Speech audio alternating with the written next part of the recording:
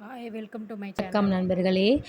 ஜீ தமிழ் சேனலில் ஒளிபரப்பான டான்ஸ் ஜோடி டான்ஸ் நிகழ்ச்சியில் சமீபத்தில் இடம்பெற்ற ஒரு நிகழ்வில் இந்து மதத்துக்கு எதிராகவும் அதன் புனிதமான தேவதைகளை அவமதிப்பது போல் காட்டியதாக பல்வேறு தரப்பில் கடும் எதிர்ப்பு எழுந்துள்ளது. இந்த விவகாரம் தற்போதைய சுற்றுச்சூழலையும் சமூக நலன்களையும் பாதிக்கும் அளவுக்கு பரபரப்பை ஏற்படுத்தியுள்ளது. நிகழ்வின் ஆரம்பம் சர்ச்சை உண்டாக்கிய நிகழ்ச்சி 2025ஆம் ஆண்டு ஜூலை மாதம் ஜீ தமிழ் தொலைக்காட்சியில் ஒளிபரப்பாகிய டான்ஸ் ஜோடி டான்ஸ் நிகழ்ச்சியில் ஒரு புதிய எபிசோடில் ஒரு குழுவினர் நடன நிகழ்ச்சியை மேற்கொண்டனர். அவர்கள் இந்து மத தேவதைகள் சிவன், விநாயகர், முருகன், அனுமான், ஐயனார் போன்ற உருவங்களை அணிந்து குறைந்த உடை அணிந்த பெண்ணுடன் குத்துப்பாட்டு மற்றும் கானா பாட்டுக்கு நடனமாடினர். இது மட்டுமில்லாமல் அந்த நிகழ்வில் வானரம் என்ற உருவசனை, அதில் உள்ள ஆபாசமான பேச்சுகள் மத நம்பிக்கையை கலங்கடிக்கும் வகையிலும் சமூக ஒற்றுமையை கேள்விக்குள்ளாக்கும் வகையிலும் அமைந்தது. சமூக ஊடகங்களில் எழுந்த எதிர்வினைகள். இந்த நிகழ்ச்சி ஒளிபரப்பான பிறகு சமூக ஊடகங்களில் திடீரென மக்கள் கடுமையான எதிர்வினைகளை பதிவு செய்ய தொடங்கினர். இது மதம் மீதான அவமதிப்பு, இந்து மக்கள் உணர்வுகளை காயப்படுத்துகிறது. பணம், சினிமா, புகழுக்காக இந்த தேவதைகளை ஆபாசமாகவே காட்ட வேண்டுமா? பலரும் இந்த நிகழ்ச்சியை சுட்டிக்காட்டி ஜீ தமிழ் சேனலை குற்றம் சாட்டினர். பைகாட்ஸ் தமிழ், ரெஸ்பெக்ட் ஹிந்து டெய்டீஸ் போன்ற ஹேஷ்டாக்குகள் எக்ஸ் முன்னாள் ட்விட்டர் மற்றும் ஃபேஸ்புக்கில் வைரலானது. இது ஒரு பொது செயலாக்கத்தை உருவாக்கியது. அரசாங்கம் தலையீடு. இதன் பின்னணியில் இந்திய தகவல் மற்றும் ஒலிபரப்பு அமைச்சகம் மினிஸ்ட்ரி ஆஃப் இன்ஃபர்மேஷன் அண்ட் புராட்காஸ்டிங் ஜீ தமிழ் சேனலுக்கு நோட்டீஸ் அனுப்பியது. இந்த நோட்டீஸில் நீங்கள் ஒளிபரப்பிய நிகழ்ச்சி கேபிள் டிவி நெட்வொர்க் சட்டம் 1994 படி விதிகளுக்கு முரணானது, மத உணர்வுகளை புண்படுத்தும் வகையில் இருந்ததால் 7 நாட்களுக்குள் காரணம் கூறுங்கள். நீங்கள் விளக்கம் அளிக்காவிட்டால் அதற்கேற்ப நடவடிக்கை எடுக்கப்படும். இதனுடன் பிசிசி புராட்காஸ்டிங் கண்டென்ட் கம்ப்ளைண்ட்ஸ் கவுன்சில் ஜீ தமிழ் சேனலுக்கு காரணம் கேட்கலாம் என்றும், அவசியமானால் அந்த எபிசோடு மீடியாக கருப்பு பட்டியலில் சேர்க்கப்படும் என்றும் சுட்டி கூறப்பட்டுள்ளது. இந்த முன்னணி அமைப்புகள் என்ன செய்தன? இந்து முன்னணி அமைப்புகள், குறிப்பாக இந்து மக்கள் கட்சி, விஸ்வ ஹிந்து பரிஷத், இந்து முகம் போன்ற அமைப்புகள் அந்த நிகழ்ச்சிக்கு உடனடியாக தடை விதிக்க கோரிக்கை வைத்தன. இவர்கள் சென்னை மற்றும் திருச்சி மாவட்டங்களில் போலீசாரில் புகார் செய்தனர். ஜீ தமிழின் சென்னை அலுவலகம் முன் போராட்டம் நடத்த முயற்சித்தனர். அதே நேரத்தில் change.org போன்ற இணையதளங்களில் Zee Tamil must apologise publicly for hurting Hindu sentiments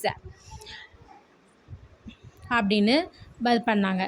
ஜீ தமிழ் தரப்பிலிருந்து இதுவரை எந்த அதிகாரப்பூர்வமான பதிலும் வரவில்லை. ஆனால் சேனல் சார்பில் உள்ளடக்கம் குறித்த அமைப்புகளுக்கு இதுவும் ஒரு கலை வடிவம், யாரையும் காயப்படுத்தும் நோக்கம் இல்லை, உணர்வுகளை புண்படுத்த நினைக்கவில்லை என்பவை உள் தகவல்களாக வெளியானது.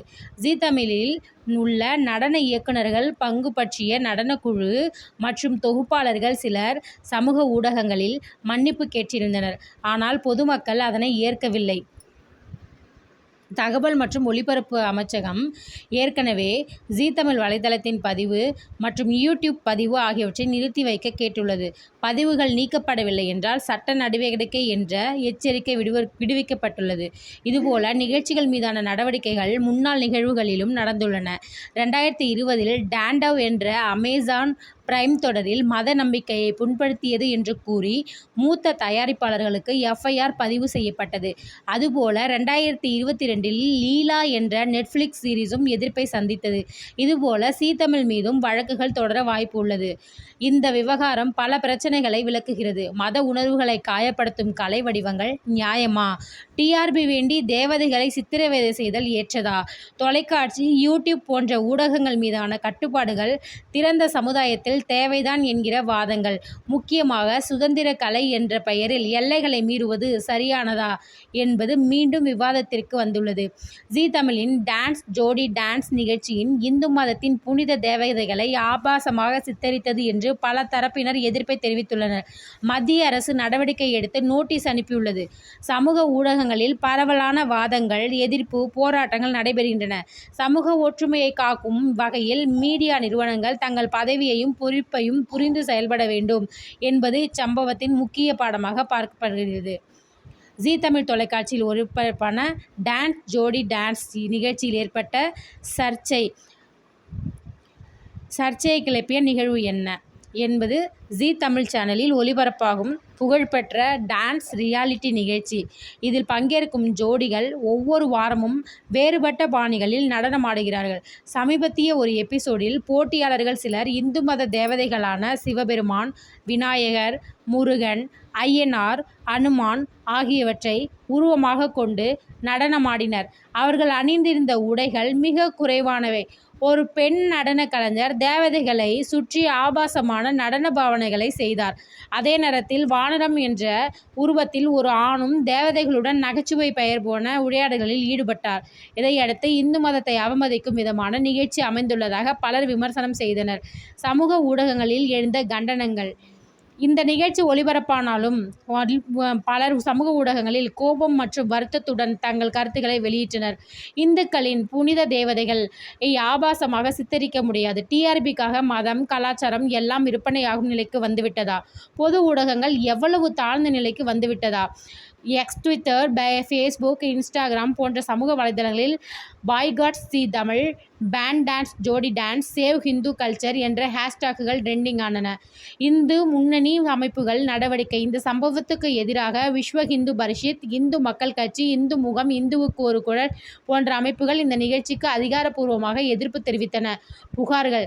சென்னை, கோயம்புத்தூர், திருச்சி உள்ளிட்ட பல்வேறு மாவட்டங்களில் போலீசாரிடம் எழுத்துப்பூர்வமான புகார்கள். ஜீ தமிழ் சென்னை அலுவலகம் முன் போராட்ட முயற்சி. change.org வழியாக 50,000க்கும் மேற்பட்ட கையெழுத்து பெறப்பட்டது.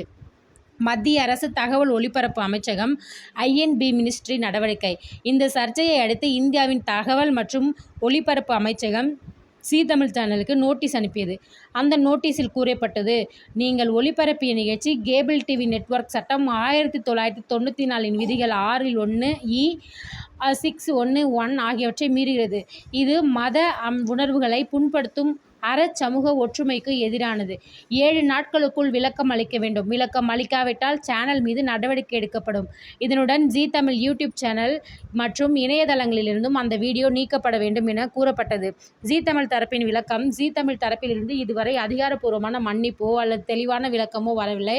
சில ஊடக செய்திகள் தெரிவிக்கின்றன, அந்த நிகழ்ச்சி பாரம்பரிய கலையை புகழ்வதற்காகத்தான், யாரையும் காயப்படுத்தும் நோக்கமல்ல, இதுவும் ஒரு கலை வடிவம் மட்டுமே. இருப்பினும் ஜீ தமிழ் உடன் இணைந்த சில நடன இயக்குநர்கள் மற்றும் பங்கேற்பாளர்கள் உணர்வுகளை புண்படுத்தி இருந்ததால் மன்னிக்க வேண்டும் என சமூக ஊடகங்களில் பதிவு செய்துள்ளனர். ஆனால் மக்கள் அதை ஏற்கவில்லை.